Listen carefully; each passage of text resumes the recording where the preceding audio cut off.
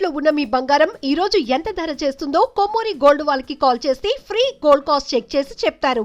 నమస్కారం అండి, సుమన్ టీవీకి స్వాగతం. నేను గీతాంజలి. ప్రస్తుతం నేను భవతారిణి ధ్యానపీఠం దగ్గర ఉన్నానండి. మహామాయ ఆదిపరాశక్తి అమ్మవారి సన్నిధానంలో ఉన్నాను. ఇక్కడ విశేషంగా మనకు తెలుసు ఎన్నో రకాల కార్యక్రమాలు జరుగుతాయి. అమ్మవారికి నిత్య పూజ కావచ్చు, అలాగే పర్వదినాల్లో జరిగేటువంటి ప్రత్యేకమైన పూజా కార్యక్రమాలు కూడా ఎంతో బాగుంటాయి.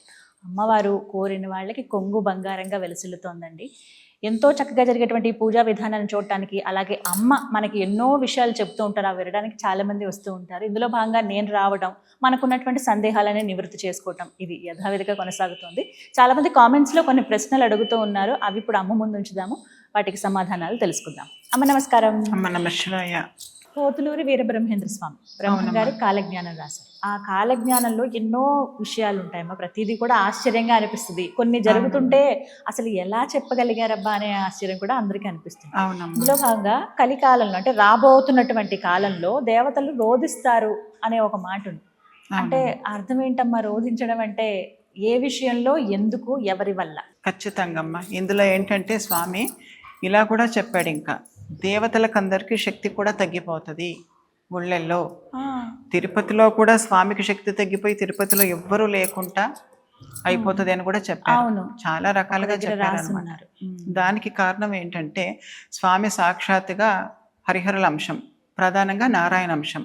అట్లా స్వామి పుట్టింది ఈ కలికాలంలో. ఏంటంటే మనకు వేదవ్యాసుడు ఎన్నో పుస్తకాలు ఇవన్నీ అందించారు జ్ఞానాన్ని. అయితే చాలా జ్ఞానం ఏంటంటే కొంత అంతరించిపోయింది. ఇది కొందరు ఒప్పుకున్నా ఒప్పుకోకున్నా సంపూర్ణమైన గ్రంథాలు మనకి ఇప్పుడు లేవమ్మా. కొన్ని బ్రిటిష్ వాళ్ళు తారుమారు చేశారు, చాలా విషయాలు ఉన్నాయి. ఇట్లాంటివి జరిగినందుకు ఇంకా కొన్ని విషయాలు స్వామి కాలజ్ఞానంగా ఏమి జరగబోతున్నది కలికాలంలో తెలిపారనమాట.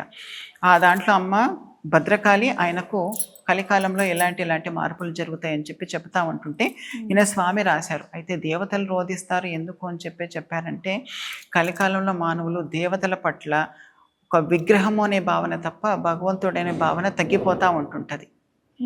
ఇప్పుడు భక్త కన్నప్పుకున్న భక్తి మనం చూస్తూ ఉంటే ఎంత ఇదిగా అయిపోయింది. ఎంత పైకి ఆడంబరంగా చేసిన ఎంతమందిని చూస్తాను కదా. పూజ అంటే 10 నిమిషాల్లో అయిపోవాలి. దేవుడికి ఒక బొట్టు పెట్టిన, అలంకరణ చేసిన, అభిషేకం చేసిన రఫ్గా చేసేస్తారు. నిజంగా మనం అలా మొహం కడుకొని మన అలా దుస్తులు కట్టుకోగలుగుతామా, అలా బొట్టు పెట్టుకుంటామా? నిజంగా అక్కడ భగవంతుడు అనేది ఉంటే కనుక ఆ భావనతో చేస్తాం. ఎందుకంటే ఒకసారి కంచి పరమాచార్య స్వామి శాలిగ్రామ శిలాభిషేకం చేసేటప్పుడు గబగబా చేసేసి ఒక భక్తుడు అలా పెడుతున్నాడంట. అరే స్వామి రా, మెల్లగా మెత్తగా తొడుగు, స్వామికి తగులుతుంది, మెత్తగా అద్దాలి అని చెప్పారంట. అంటే భావన ఎట్లా ఉండాలి మనకి, స్వయంగా ఉండాలి అట్లా. అందుకని చెప్పి కలికాలంలో రకరకాల దోషాలు నేను చెప్పాను కదా.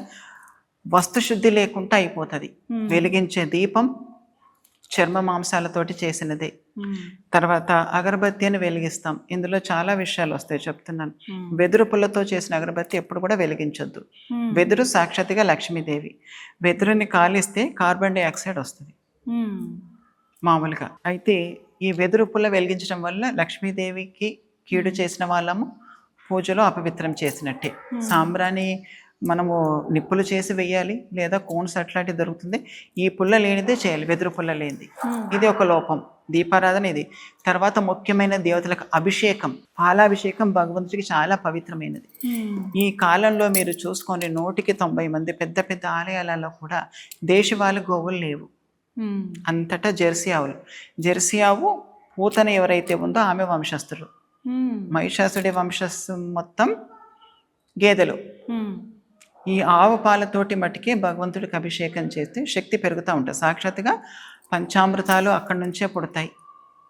అమృత శక్తి ప్రతినిత్యం దేవతకి పొందాలి. ఇప్పుడు ఒక విగ్రహాన్ని మనం మంత్రయుక్తంగా ప్రతిష్ఠ చేసుకుంటే దానికి ఒక స్థాయి శక్తి ఉంటుంది.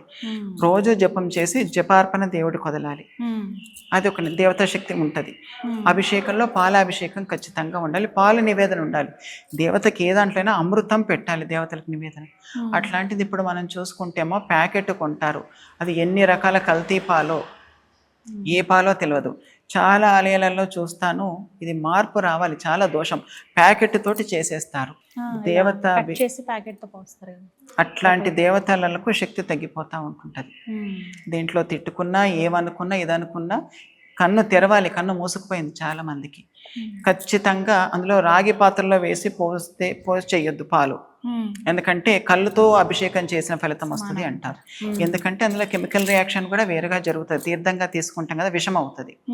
అట్లా మంచి వెండి చెంబులో, లేకపోతే స్టీల్ చెంబు వాడినా పర్వాలేదు, మట్టి మూకుడు వాడినా, పాలు మటుకు మీకు అభిషేకం చేయకున్నా పర్వాలేదు.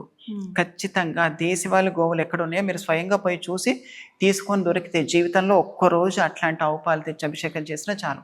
జీవితాన్ని మొత్తానికి లేదా సంవత్సరం మొత్తానికి తృప్తి చెందండి. రాబోయే కార్తీక మాసం, శ్రావణ మాసం శివుడికి చాలా అభిషేకాలు జరుగుతూ ఉంటుంటాయి. ఇలాంటి పదార్థాలతో చేయకండి. దేవతల శక్తి నశించిపోతూ ఉంటుంటుంది. ఆ పాపము కూడా మీ ఖాతాలో పడుతుంది. ఇట్లా ద్రవ్యలోపం.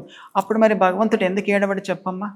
అందుకే రోధిస్తారు. శక్తి తగ్గిపోతుంది. ఇప్పుడు ఒక కష్టంతో ఒక మంచి, నువ్వు ఒక గొప్ప భక్తురాలివి, శివయ్య అంటే చాలా ప్రాణం ఇష్టం, మీ దగ్గర శివాలయం ఉన్నది, వెళ్ళేసి శివయ్య నాకు ఈ కష్టం వచ్చింది, ఇంత నీ భక్తురాలిని, ఇంత కదా, ఇంత నీ నాదు వేడుకుంటున్నాను చేస్తున్నాను, నువ్వు ఉండి కూడా నాకు ఎందుకు రక్షించలేకపోతున్నావు స్వామి, నువ్వు ఉన్నావని నేను నమ్ముతున్నా మనస్ఫూర్తిగా, నాకు తెలుసు అంటే నీ మాట స్వామి వింటాడు. స్వామి ఉండదు నిజం, నువ్వు మొక్కేది నిజం. కాకపోతే స్వామికి అందులోంచి వచ్చి ఇచ్చే శక్తి లేదు. అప్పుడు స్వామి రోధిస్తాడు, నేను నిన్ను కాపాడలేకపోతున్నానే అని చెప్పేసేసి. హోమం చేస్తాము. చాలా మందికి నేను చెప్తే కోపాలు వస్తాయి. సంధ్యావందనం ఖచ్చితంగా చెయ్యాల్సిందే. వాళ్ళు కనీసం ఒకసారైనా బయట ఎక్కడా తినొద్దు, వేద మంత్రాలు చదివే వాళ్ళు హోటళ్ళల్లో వాటిలలో. తర్వాత ఏంటంటే హోమగుండం కట్టేటప్పుడు ముఖ్యంగా దేవత రావాలంటే గోమయం, ఆవు పేడతో అలికి ఉండాలి. ఎక్కడ ఏ దాంట్లలో నేను చూస్తే ఆవు పేడతో అలకరు. ఆవు పేడ అలికి అక్కడ ముగ్గేస్తేనే దేవత వస్తుంది. అది మన వేదాలలోనే ఉంది, దాంట్లో సందేహం లేదు, వెతికి చూసుకోవచ్చు. అక్కడ గోమయంతో అలకరు. తర్వాత ఆవు నెయ్యితో హవిస్సులు ఇవ్వరు. ఏ నెయ్యి పడితే ఆ నెయ్యి తెచ్చేస్తారు. అందరూ ఏంటంటే ఒకదానికి డబ్బులు లేకున్నా పర్వాలేదు, మీరు నిజంగా ఇంత నెయ్యి ఇట్లాంటివి తెచ్చుకోగలిగితేనే. ఎందుకంటే దక్షిణలమ్మ ఒక్కొక్క హోమానికి, చండీ హోమం చేయించుకోవాలంటే భయం వేస్తుంది. ఒక్కొక్కసారి హోమాలు చేయించుకోవాలంటే రేట్లు ఎలా ఉన్నాయంటే లక్షల్లో ఉన్నాయి. సామాన్యుడు చేయించుకోవాలంటే భయపడతారు. ఇంత సంబారాలు తీసుకుంటున్నాం, ఎన్ని దక్షిణలు తీసుకుంటాం, దాని బదులు 4,000 1 కిలో నెయ్యి తీసుకునేసి, సమిదలు తోలుతోటి తీసుకురావద్దు. ఇంద్రుడికి ఇచ్చిన శాపంలో, అహల్యాదేవి వల్ల వచ్చిన శాపంలో 5గురికి పంచారు. భూమాత, గోమాత, వృక్షము, స్త్రీ, నదికి. అందులో చెట్టు బెరడులో ఆ శాపం ఉంటుంది. బెరడుతోటి వెయ్యొద్దు. కొంచెం కష్టమైన నీకు 10 హోమాలు చేసే చోట ఒకటే హోమం ఒకటేసారి చేయండి. అన్ని వస్తువులు శుద్ధిగా తెచ్చి పెట్టుకునేసి చేస్తే కనుక ఆ యజ్ఞం భగవంతుడికి ఖచ్చితంగా అందుతుంది, ఫలితం ఉంటుంది. యజ్ఞ హవ్యవాహనుడు కూడా ఏడవడు. ఇప్పుడు ప్రతి దేవత ఏడుస్తున్నట్టే ఇట్లా మనం చేసే పనుల వల్ల. మనం భక్తి పూజ నేను ఎంతో చేస్తా అంటున్నాము, నా కోరికలు నెరవేర్ట్లేదు, నాకే ఎందుకు ఈ కష్టం అంటారు. ఎన్ని లోపాలతోటి చేస్తున్నాం. ఇన్న శుద్ధి ఉండాలి. మాలలు తెచ్చినా మొత్తం నీళ్ళల్లో కడగండి. మాల వేయకున్నా పర్వాలేదు నన్ను అడిగితే. లేదంటే సత్యం, ఈ మధ్య ఒకటి వట్టివేళ్ళ మాలలు వస్తున్నాయి, చాలా విశేషం. అది వేసుకుంటే చాలా సంతోషం. నేను చాలా కాలం బాధపడ్డాను, ఎట్లా ఈ మాల వేయకుండా దేవుడికి ఉండాల్సి వస్తుంది, కానీ మాలలు లేవేందని గత 5 సంవత్సరాలుగా బాధపడుతున్నాను. అనుకోకుండా నాకు బాగా ఇష్టమైన రూపంలో శివేది చిదంబరం నటరాజస్వామి, తిరువాయూరు త్యాగరాజస్వామి. అక్కడ వెళ్ళినప్పుడు ఆ వట్టివేళ్ళ మాల ఇచ్చారు నాకు. ఇది వెయ్యొచ్చానంటే అవును, మాలలు లేనప్పుడు ఇది వెయ్యొచ్చు అని అన్నారు. నిజమే కదా, ఇది ఎంత ఇది అని చెప్పేసి అప్పటి నుంచి మన ఆలయాల్లో కూడా మాలలన్నీ నేనే తయారు చేసుకుంటా. లేని పక్షంలో ఆ మాల వేస్తాను. అలా ద్రవ్యశుద్ధి, మనశ్శుద్ధి ఇవన్నీ కావాలి. ఇది మనం పాటించాలమ్మా ఖచ్చితంగా. చక్కగా వివరించాలమ్మా. ధన్యవాదాలు. నమస్కారం.